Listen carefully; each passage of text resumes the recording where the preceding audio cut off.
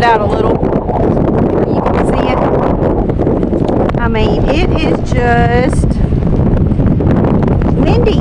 So be prepared for the storms that's coming in tonight.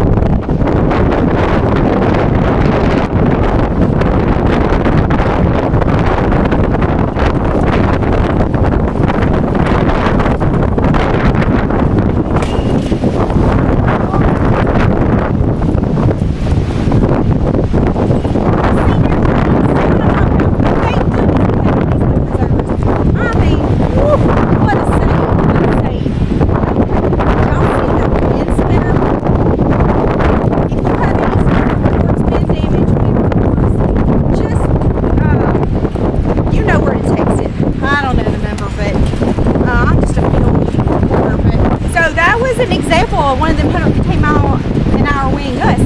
All be safe out there, and